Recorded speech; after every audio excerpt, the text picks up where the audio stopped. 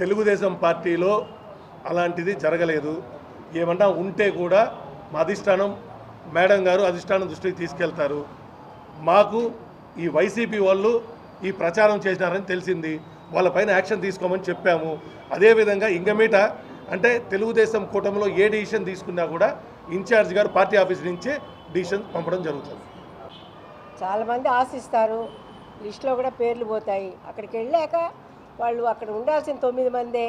9 మందిలో కూడా ఇప్పుడు కూటమి ప్రభుత్వం 5 మాకి 4 జనసేనకి 1 బీజేపీకి ఇవ్వాలి.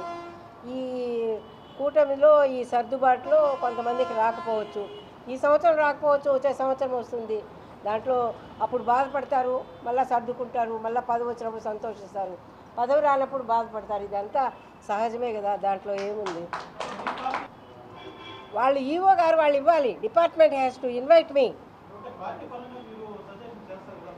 ఇప్పుడు డిపార్ట్మెంట్ వైజ్ నాకు ఆహ్వానం రావాలి ఎండోమెంట్ డిపార్ట్మెంట్ నుంచి. వాళ్ళు ఇవ్వలేదు కాబట్టి మేము అటెండ్ కాలేదు. అట్లా కాదు కదా, నేను ఒక చైర్మన్ని, నేను ఒక ఎక్స్ఎమ్మెల్యేని. నాకు నాకు అఫిషియల్గా ఇన్విటేషన్ రావాలి. నేను అటెండ్ అవ్వాలంటే నాకు అఫిషియల్గా ఇన్విటేషన్ రావాలి. అడగండి ఎండోమెంట్ డిపార్ట్మెంట్ని, ఇన్వైట్ చేశారా, ఇన్విటేషన్ వచ్చింది. ఇప్పుడు మేము వాళ్ళు ఇద్దరం కూడా లిస్టులు పంపించాం, స్టేట్ పార్టీకి పంపించాం. వాళ్ళ లిస్టు వాళ్ళ స్టేట్ పార్టీకి పంపించారు. అక్కడ ఈ కూటమి కలయికలో ఎన్నుకున్నటువంటి వ్యక్తులకి వాళ్ళు ఎవరైతే సెలెక్ట్ చేశారో ఆ అభ్యర్థులు ఈరోజు మెంబర్స్ అయ్యారు. నెక్స్ట్ టైం ఇంకో కొంతమంది అవుతారు. అదే మీ శాశ్వతము కాదు. దానివల్ల కొద్దిసేపు బాధ ఉన్నా మళ్ళీ పదవి వస్తుందిలనే ఒక ఆశాభావంతో వెళ్తూ ఉంటారు కార్యకర్తలు, నాయకులు. ప్రయారిటీ ఎందుకు రాలేదా? ఇప్పుడు నాయి బ్రాహ్మణ్యం అంటే పేరు ఇచ్చింది నేనే. వినుగొండ సుబ్రహ్మణ్యం సీనియర్ నాయకుడు, వాళ్ళ కొడుకులు లక్ష్మణరావుని ఇవ్వాలనేసి. ఆ విధంగా మరి మన యాదవ్ కార్పొరేషన్ నుంచి, రజిక కార్పొరేషన్ నుంచి, నేను అన్ని కార్పొరేషన్స్ నుంచి కూడా వాళ్ళు ఏవైతే కోరారో 50% ఉండాలి బీసీలు, మహిళలు. అదేవిధంగా 50% ఓసీలు ఉండాలి. దాంట్లో టోటల్ ఒకటే పార్టీ ఇన్వాల్వ్మెంట్ లేదు కాబట్టి ఈ డిస్టర్బెన్స్ అనేది వచ్చింది. ఒకసారి లిస్ట్ వచ్చి ప్రమాణ స్వీకారాలు అయిపోయాక డిస్టర్బెన్స్ కూడా అణిగిపోతుంది.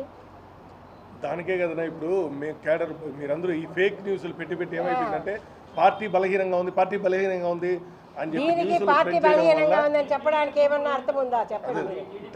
అంటే ఆల్రెడీ కంప్లైంట్ ఇవ్వడం జరిగింది, హైకమాండ్ కూడా కంప్లైంట్ ఇవ్వడం, ఎస్పీ గారికి కూడా కంప్లైంట్ ఇవ్వడం జరిగింది, హైకమాండ్ కూడా మేము ఇచ్చాం. అంటే వాళ్ళని ఎవరైతే ఉండాలో వాళ్ళని గుర్తించి వాళ్ళపైన యాక్షన్ తీసుకోమని హైకమాండ్కి చెప్పడం జరిగింది. వాళ్ళు అదే పనిలో ఉన్నారు. వాళ్ళకు ఎప్పుడు కూడా ఒక ప్రాతినిధ్యత ఉంటుంది గంగమ్మ గుళ్ళో. వాళ్ళు ఏదో మా కోడలు గంగమ్మ, మా కుల కోడలు అని వాళ్ళ యొక్క హక్కుని వాళ్ళు అడుగుతున్నారు. దాంట్లో తప్పే ఉంది. పార్టీ అన్నాక కుటుంబం చిన్న విభేదాలు ఉంటాయి, పోతాయి, కలిసి పోతూ ఉంటాం. పార్టీలకు అతీతంగా మీకు అదే అండి చెప్పింది. నేను ఏమిటంటే ఒక బలమైన క్యాడర్ ఉండే పార్టీని దిగజార్చాలనే ప్రయత్నం కొంతమంది చేసి ఉంటారు. మేమేమనుకుంటామంటే వైసీపీ నాయకులు ఆ పని చేశారు, దానివల్ల మా ప్రతిష్టను దిగజారిస్తే క్యాడర్ దిగజారుతుందనే ఆలోచనలో వాళ్ళు ఉండారు. కానీ క్యాడరు ఎప్పుడైతే క్రైసిస్ వస్తుందో అప్పుడు ఒకటవుతుంది క్రైసిస్. ఈరోజు తెలుగుదేశం పార్టీ గురించి ఎవరో మాట్లాడుతున్నారు కాబట్టి ఈరోజు ఇంతమంది తెలుగుదేశం పార్టీ కుటుంబం వీడికి వచ్చి మేము కలిసే ఉన్నారా స్వామి, తెలుగుదేశం పార్టీ ఇక్కడ బలమైన పార్టీ, క్యాడర్ బలమైందని చెప్తున్నాం.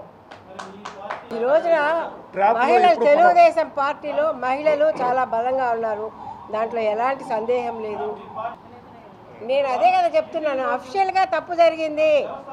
నాకు పార్టీ ఆహ్వానించిన నేను చైర్మన్ కాబట్టి government has to invite me. Department వైఫల్యమే, దాంట్లో ఎలాంటి డౌట్ లేదు. తెలుగులో ఫాస్టెస్ట్ న్యూస్ ఇప్పుడు కొత్త అవతారంలో 5 సెకండ్లోనే పూర్తి వార్తా సమాచారం మీ చేతిలో.